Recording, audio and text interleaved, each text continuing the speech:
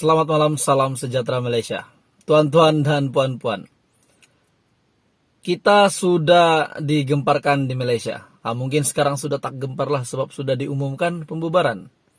Nah, seperti yang Anda tahu dan saya tahu, setelah bubar, apa yang berlaku setelah bubar?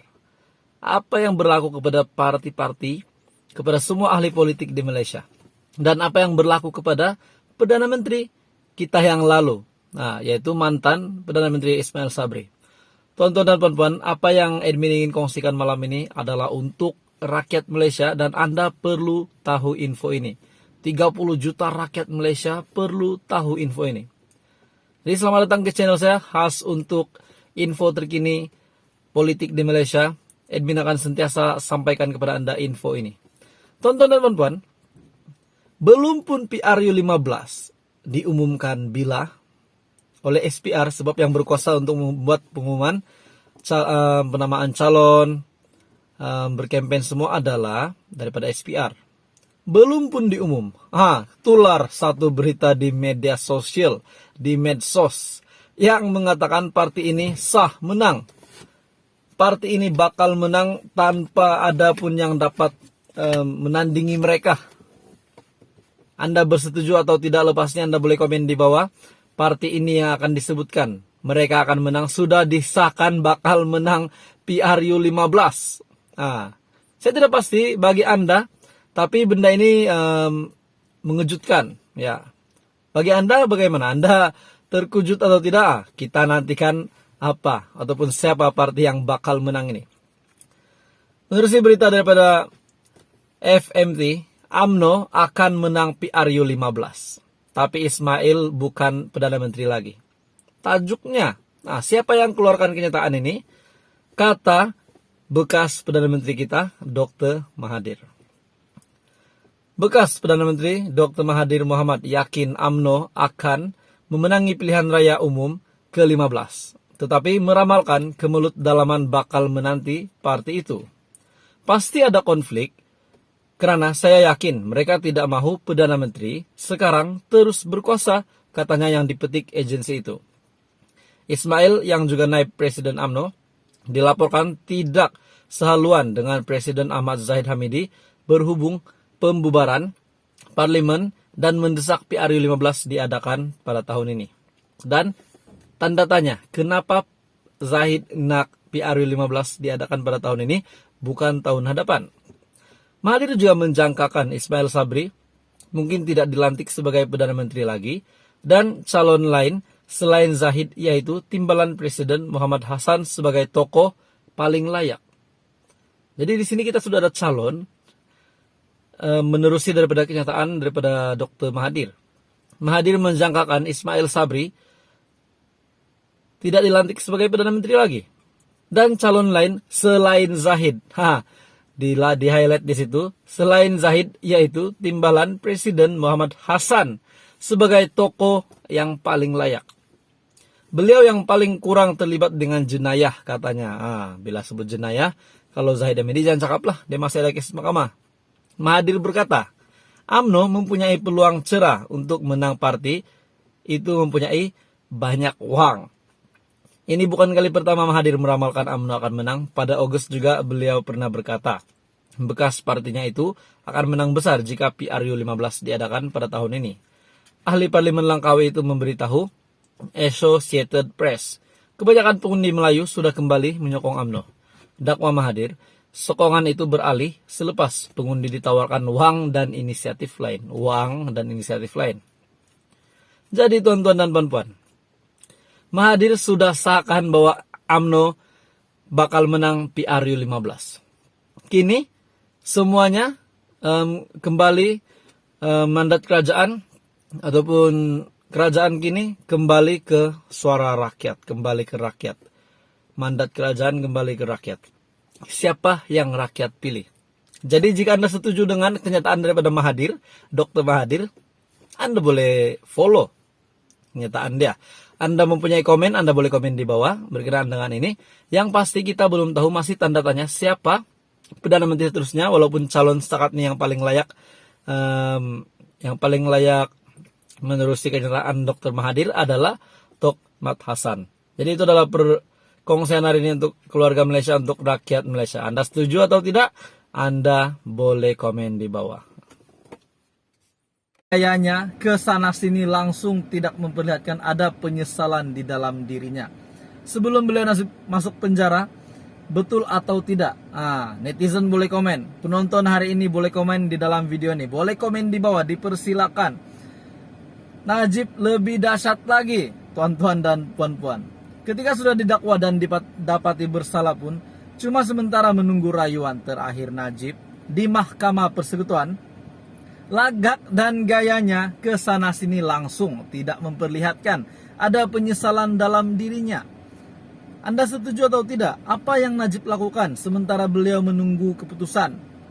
Akhirnya dia dipenjara. Sebelum dia dipenjara itu, adakah beliau menunjukkan dia ini takut masuk penjara ataupun berani, ataupun dialah hero Malaysia, tidak takut masuk penjara? Beliau juga berkempen dan bertemu rakyat tanpa rasa malu. Tanpa rasa malu. Sudahlah tajuk nih Zahid Hamidi Najib, puncak kemaluan UMNO. Tanpa rasa malu pula beliau berkempen, bertemu rakyat tanpa rasa malu. Ndapa kalau fansnya, kalau bukan fansnya, kalau bukan penyokong dia, kalau cuma harapkan duit sejadi bagi tapi tiada undi, sama juga. Beliau berkempen dan bertemu rakyat tanpa rasa malu atas pertuduhan-pertuduhan dan kesalahan yang sudah beliau lakukan ataupun kesalahan yang sudah disabitkan kepada beliau. Dengan status itu beliau masih berani untuk berkempen. Bahkan selalu pula melakukan troll terhadap lawan politiknya yang tidak pernah pun dituduh di mahkamah. Dia ini yang sudah disabitkan kesalahan, berani pula nak mengejek ahli politik yang lain yang langsung tiada disabitkan kesalahan apa-apa di mahkamah ataupun di mana. Jadi beraninya Najib dengan lagaknya begitu. Setelah dipenjarakan, Najib lebih tidak malu lagi apabila menulis surat memohon untuk hadir ke parlimen, dan setelah permohonannya itu ditolak oleh jabatan penjara, beliau kemudiannya membawa ke mahkamah pula.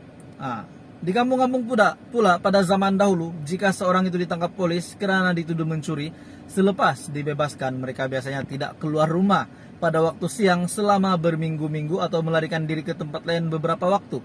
Namun berbeza ataupun sebaliknya untuk bosku, dia berkempen lah pula. Kenapakah Zahid Hamidi dan Najib langsung tiada perasaan malu? Inikah maksud tajuk ini? Najib dan Zahid menunjukkan kemaluan mereka, sebab mereka langsung tidak rasa malu dengan yang dikatakan kemaluan itu. Bukan kemaluan di bawah, tuan-tuan dan puan-puan. Sedangkan pertuduhan rasuah, geng, bukan alang-alang, bukan calang-calang, geng. Pertuduhan rasuah dan pecah amanah. Astaga, ini pecah amanah, salah satu yang rakyat Malaysia tidak suka, keluarga Malaysia tidak suka, apalagi rasuah kan.